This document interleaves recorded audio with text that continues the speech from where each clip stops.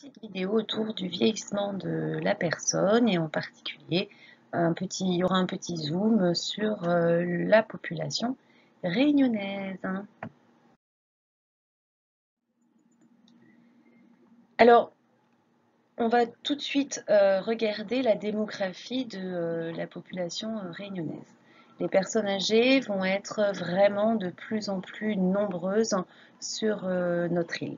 En effet, l'INSEE a fait une projection de la population et elle estime qu'à l'horizon 2050, nous devrions avoir autant de jeunes que de seniors, c'est-à-dire de personnes de 60 ans et plus.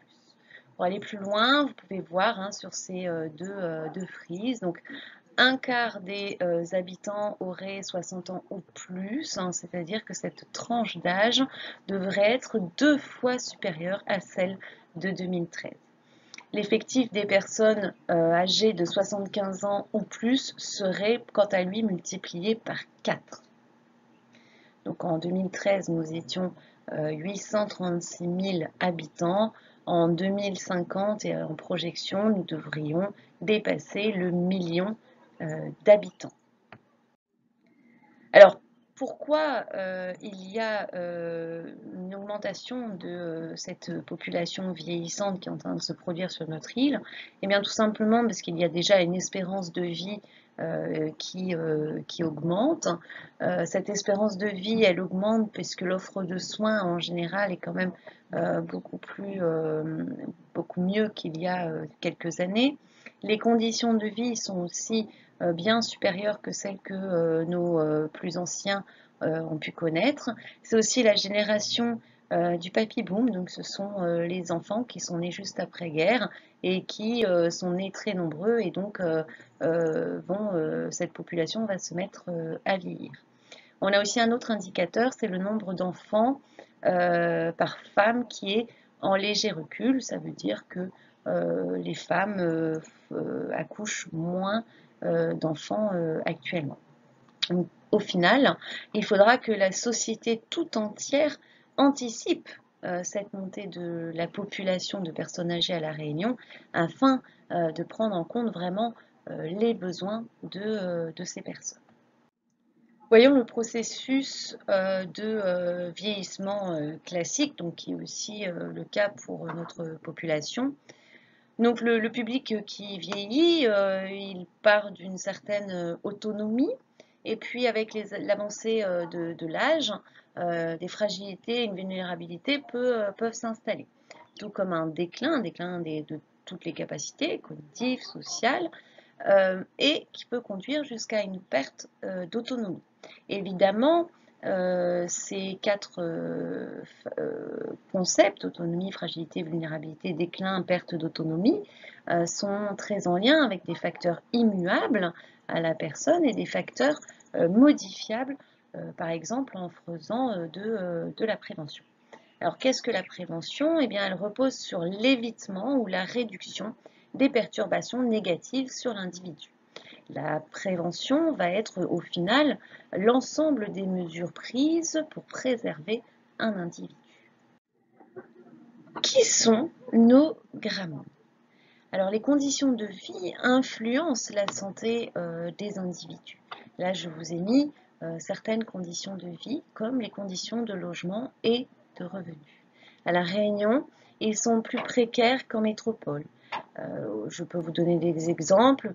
Par exemple, elles ne disposent pas toujours du confort sanitaire de base, c'est-à-dire de la climatisation, de l'eau chaude dans les douches, de WC à l'intérieur de la maison. Cette tendance, quand même, tend à diminuer. Nos gramounes sont aussi peu diplômés. Si on regarde les plus de 75 ans, 90% d'entre eux n'ont aucun diplôme ou seul le brevet des collèges. En la tranche d'âge entre 60 et 75 ans, ils ont un tout petit peu plus de diplômes, mais ça reste quand même moins important qu'en métropole. Nos gramounes ont aussi des revenus plus faibles que la moyenne nationale.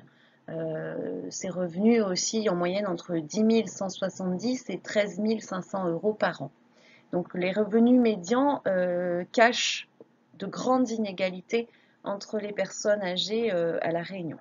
En effet, la Réunion est le département avec le plus de personnes déclarant des revenus en dessous du seuil de bas revenu, c'est-à-dire 667 € par mois.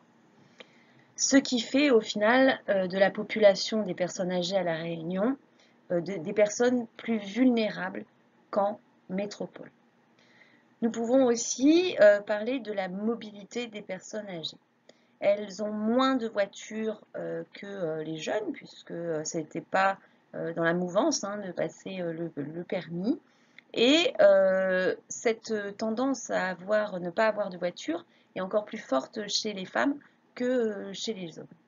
Alors évidemment, il y a quand même une solidarité, même si elle est en train de diminuer, elle est quand même présente à La Réunion. Donc l'entourage ou la famille prend généralement en charge et viennent aider dans leur mobilité les personnes âgées. Nous voyons aussi que le réseau de transport en commun s'est bien développé ces dernières années et permet d'avoir une gratuité des transports depuis 2011. Alors pourquoi il est important finalement de laisser une place aux personnes dites seniors à La Réunion? En effet, on pourrait tout à fait se dire que elles n'ont plus leur place, elles vont nous coûter cher. Mais ça, c'est une vision plutôt ancienne, voyons autrement. Donc ce sont des personnes quand même qui sont citoyennes avant tout. Donc il faut absolument qu'elles soient éclairées sur leur liberté de choisir leurs droits, par exemple. Ces personnes portent une importance aux grands enjeux économiques et sociaux de leur société. Donc elles se sentent concernées par leur milieu.